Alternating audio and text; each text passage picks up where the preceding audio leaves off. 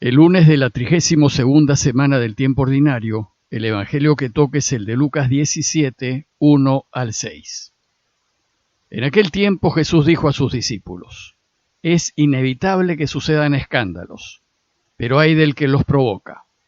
El que escandaliza a uno de estos pequeños, más le valdría que le encajaran en el cuello una piedra de molino y lo arrojasen al mar.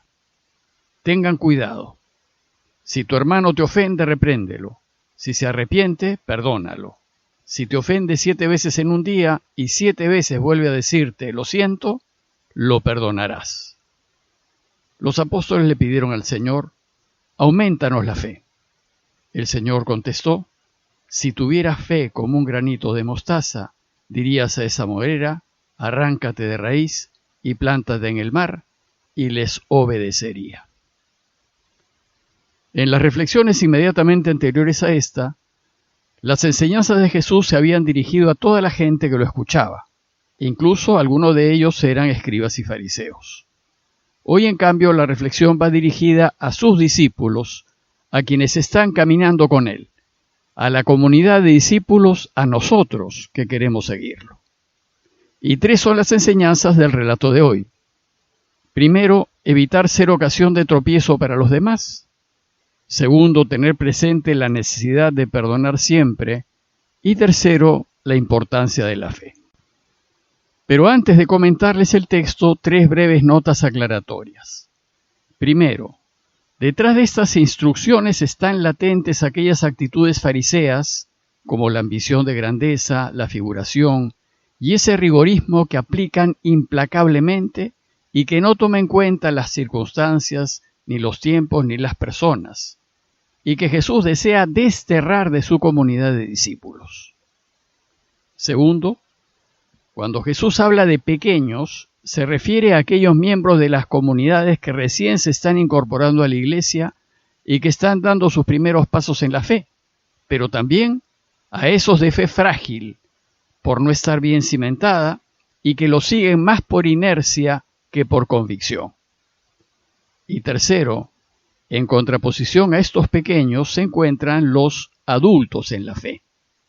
Estos adultos son aquellos que ya tienen tiempo caminando el camino. Tienen más experiencia, conocen más al Señor y están más enamorados de Dios. Y por supuesto, conocen más el camino y lo que Jesús propone. Algunos de estos adultos en la fe son también responsables de las comunidades. Y resulta que los pequeños en la fe miran a estos adultos en la fe a modo de modelos, como sus guías y orientadores, como sus referencias para todo lo que es el modo cristiano de vivir. Bueno, pues las enseñanzas del día de hoy van dirigidas principalmente a los adultos en la fe y a los responsables de las diversas comunidades de la iglesia.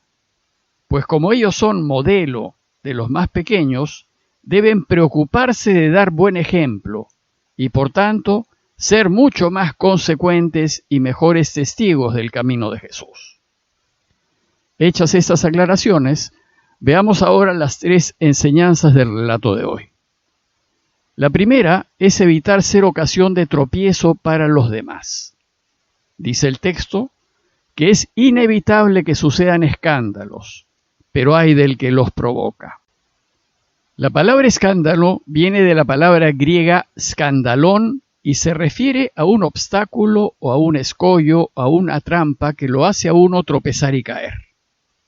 Es aquel acto o conducta que desconcierta al otro, que le quita el piso, que lo desestabiliza y lo hace dudar y caer.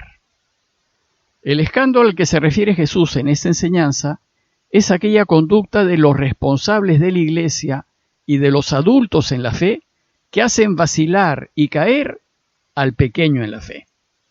Es aquella acción que lo lleva a dudar de las bondades del camino de Jesús y que no solo lo hace alejarse de la iglesia y del camino cristiano, sino que lo hace hasta dudar de la misma existencia de ese Dios bueno del que nos habla el Señor.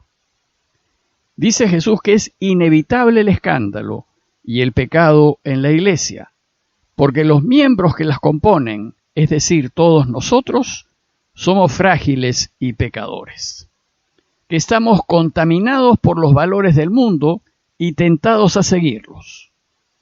Sin embargo, reconocer que el pecado es inevitable no significa aceptarlo ni permitirlo.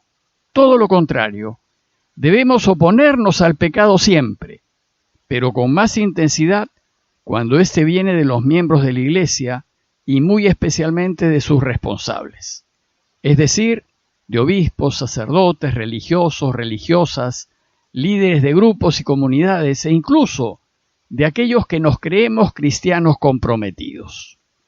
Estos, con su integridad y testimonio de vida, son los llamados a dar buen ejemplo. Por tanto, el daño que un cristiano, más aún si es responsable, le hace a la Iglesia de Dios cuando cae en el pecado, es enorme. Pues todos los demás miembros de la Iglesia nos vemos afectados por su pecado. Y aquellos pequeños que recién están caminando en la fe o que tienen la fe frágil y no bien cimentada, los desilusiona a tal punto que muchos hasta abandonan el camino y se alejan de Dios. Y es terrible que esto suceda por nuestra culpa.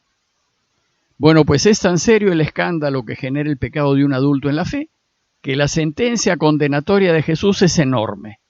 Dice el texto: al que escandalice a uno de estos pequeños, más le valdría que le encajasen en el cuello una piedra de molino y lo arrojasen al mar. Una piedra de molino es una gran rueda de piedra, normalmente tirada por mulas o caballos, y que sirve para moler el trigo. Y con una de esas piedras atada al cuello, la muerte es inminente. La enseñanza, por tanto, es evitar en toda ocasión escandalizar y dar mal ejemplo.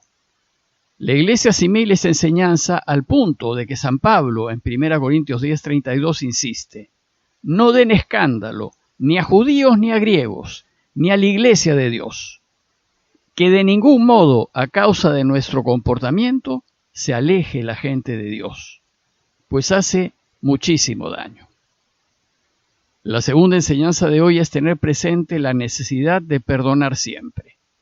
Dice el texto: si tu hermano te ofende, repréndelo, y si se arrepiente, perdónalo. Esta enseñanza es fácil de entender, pues corregir al hermano que está en pecado es obligación de los discípulos. Ya Jesús en Mateo 18:15 nos había enseñado que si tu hermano llega a pecar, vete y repréndele, a solas tú con él.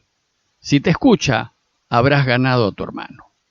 Y esto porque no podemos permitir que el pecado continúe. También es entendible que si tu hermano se arrepiente y te pide disculpas, si eres discípulo suyo, estás en la obligación de perdonarlo, así como él perdonó a los que lo estaban crucificando. El problema surge con la enseñanza que sigue, pues nos dice el texto que si tu hermano te ofende 7 veces en un día y 7 veces vuelve a decirte lo siento, lo perdonarás. Hay que aclarar que el número 7 es un número que no pone límites, es decir, no indica una cantidad fija, sino significa las veces que sea necesario. Pues acá Jesús nos está enseñando que cuando la misma persona te vuelve a ofender una y otra vez y con la misma falta, si cada vez vuelve a disculparse, nosotros debemos volver a perdonarla. Nosotros, en cuanto seguidores de Jesús, no debemos cansarnos de perdonar. Esto es muy difícil de hacer cuando no se ve corrección ni deseos de enmienda en el ofensor.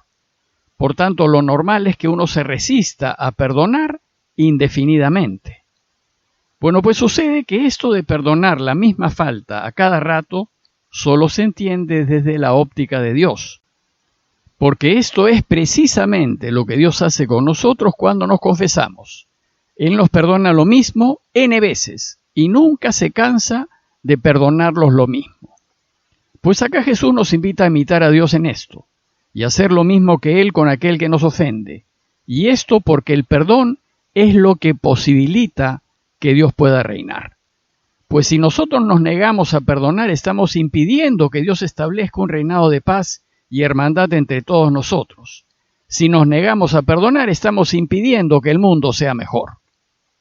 El perdonar siempre y las veces que sea necesario es una enseñanza muy importante del camino cristiano y está especialmente dirigida a los responsables de las comunidades, aunque nos viene bien a todos. Y la tercera enseñanza es acerca de la importancia de la fe.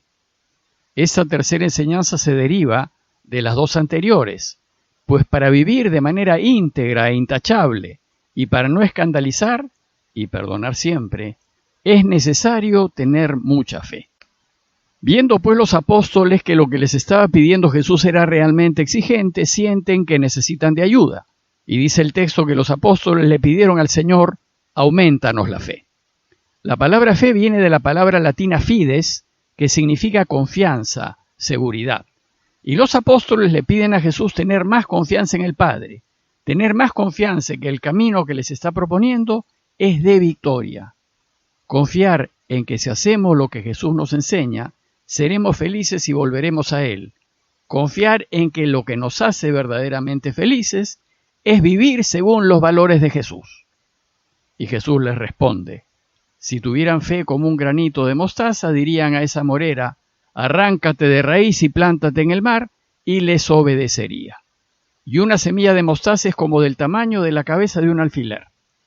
Y aquí Jesús nos enseña que hay que confiar en Dios a ciegas, sin dudar ni poder dudar, tener la absoluta certeza de que si lo que le pedimos es algo bueno, sucederá.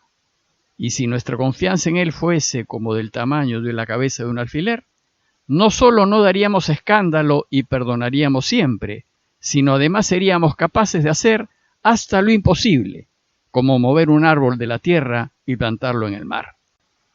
Pidámosle pues a Dios que aumente nuestra confianza en Él, aunque solo sea como el tamaño de un granito de mostaza, para que mejor lo podamos ayudar a reinar.